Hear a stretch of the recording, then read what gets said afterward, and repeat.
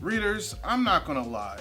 All of the recent news and reactions to all things Spider-Man have left me exhausted. First, it was seeing a wave of 30-plus-year-olds scream out death threats to multiple individuals on the internet because they have opinions about what a remastered white teenager should look like. Then, in a surprise move, the third Spider-Man solo movie for the MCU revealed that not only will the villain Electro be in the story, but that Jamie Foxx, the actor who portrayed him in The Amazing Spider-Man 2, would be reprising the role. And at the point of me seeing such bit of information, I pretty much became that one Among Us meme that's been going around the internet lately. Oh no! Anyway, so in case you haven't realized from my multiple other videos I made in the past, I'm not a fan of the Amazing Spider-Man movies. I'm also not a fan of how Jamie Foxx handled Electro in it, because I'm mostly not a fan of Jamie Foxx. Let me clarify. If I find the plot of a film more intriguing than the fact that he is in the movie, then I will watch it. But other than that, I avoid Jamie Foxx like the plague.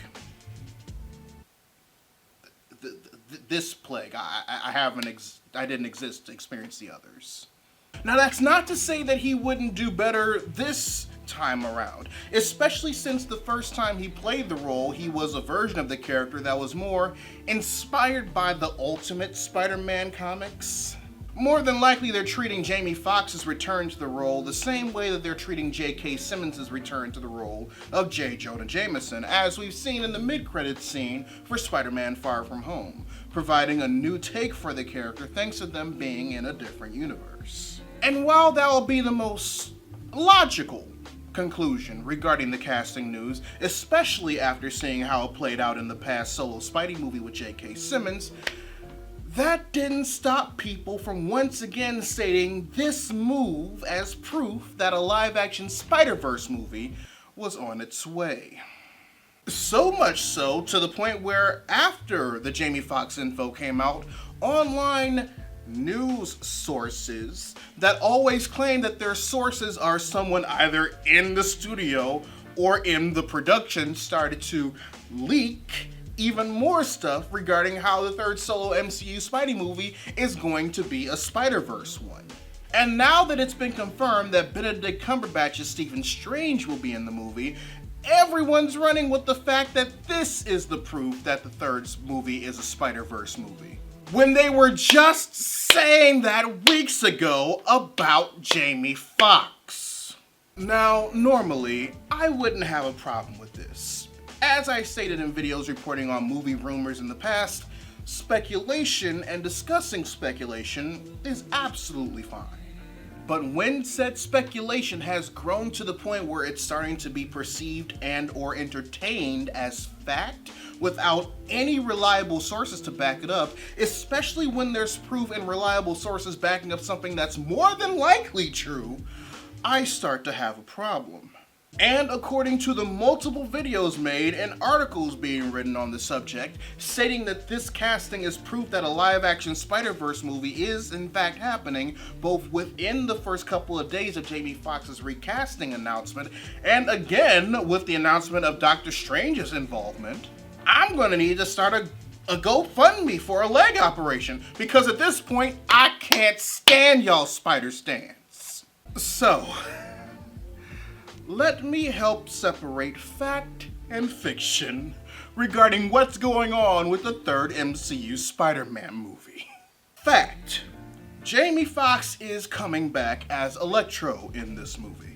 And according to a statement he made on his now deleted Instagram post confirming his return, it also confirmed that this version of the character, and I quote, won't be blue in this one. This immediately told me, a rational human being that does research on his own and mainly takes into account information from accredited resources, that thankfully, this isn't the ultimate version of the character that he played in Amazing Spider-Man 2.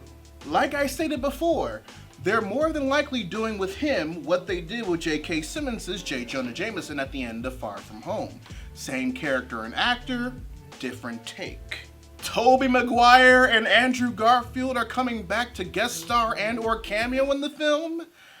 Fiction. There is nothing concrete about this bit of information.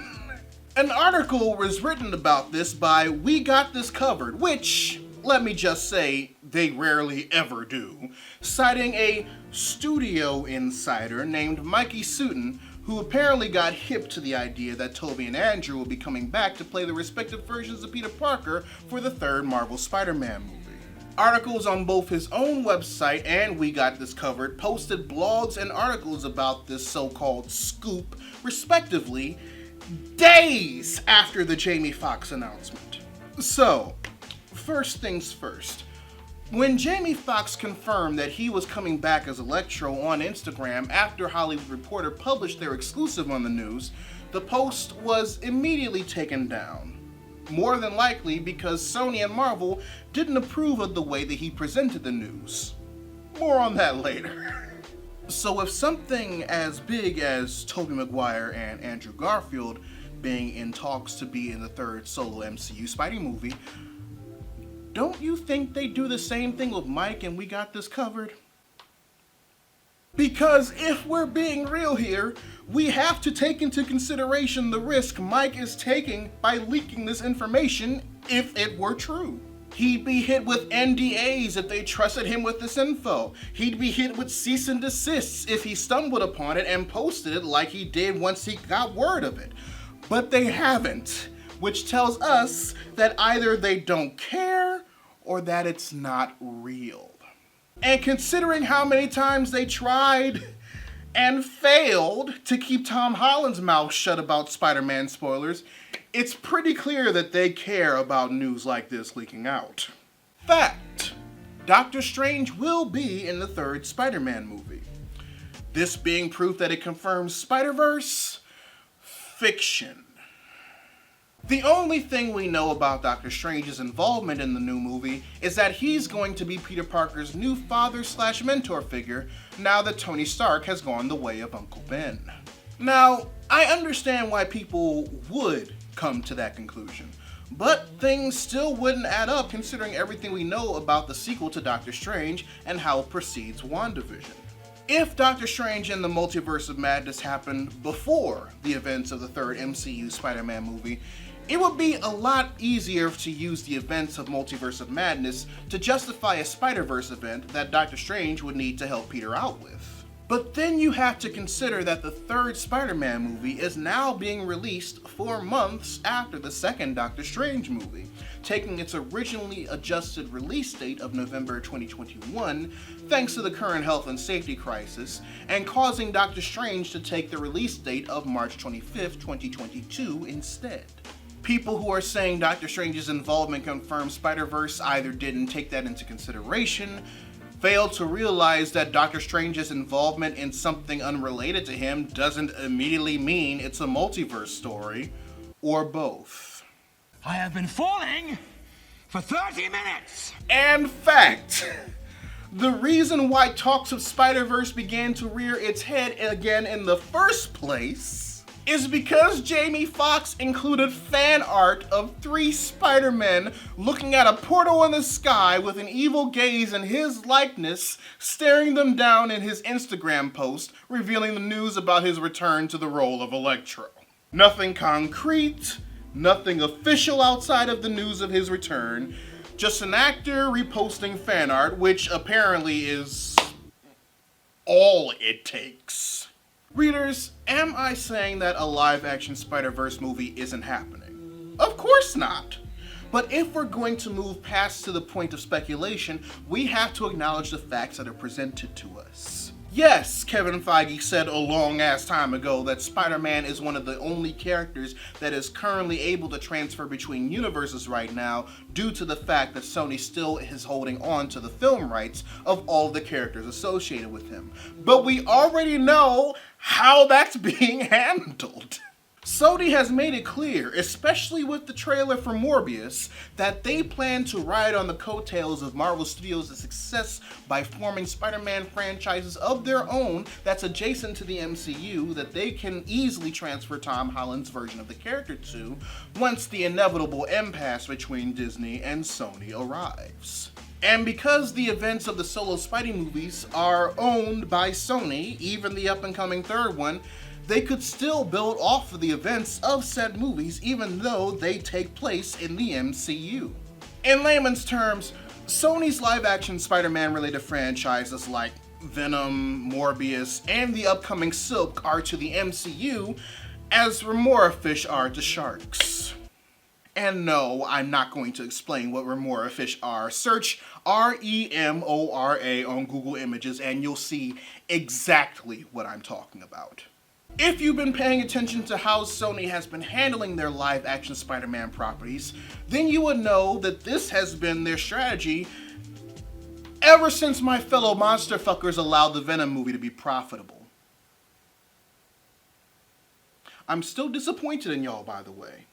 You also have to couple this with the fact that despite the solo Spidey movies being part of the MCU, they are still made and owned by Sony. Even with the new deal that was put in place to keep him in the MCU, outside of Kevin Feige co-producing the films, Marvel Studios only acts as a story consultant to the Spider-Man movies so that whatever Sony does can easily fit into whatever phase of the MCU the movie takes place in. To try and tackle a live-action Spider-Verse movie when they already have a successfully animated Spider-Verse movie to build off of, especially since Marvel Studios is already going to explore comic multiverse theory in the Doctor Strange sequel, when the only actual basis the argument has on its side is that a certain actor is returning to a role they previously played, and a certain character has been confirmed to star alongside Peter Parker, just sounds like it's a bit of a stretch. And there are so many quote-unquote news sources and YouTubers, 30% of them I have on good authority, that they are the living embodiment of trash, that are running with this angle for nothing but clicks, just to get your hopes up. Get your news from reliable sources, do your own research based on said sources, and if that doesn't work, then just wait for a damn trailer. This video was supposed to come out a week ago. But I only got 1/3 of the script done before my mental health was like, you know, we need to stop. But I digress, readers. Your homework assignment for the day. Write in the comment section below who you're more excited to see in the third MCU Spider-Man movie, Electro or Doctor Strange. Or if you feel like sharing with the rest of the class, the moment you just felt the need to just throw a whole ass fandom away.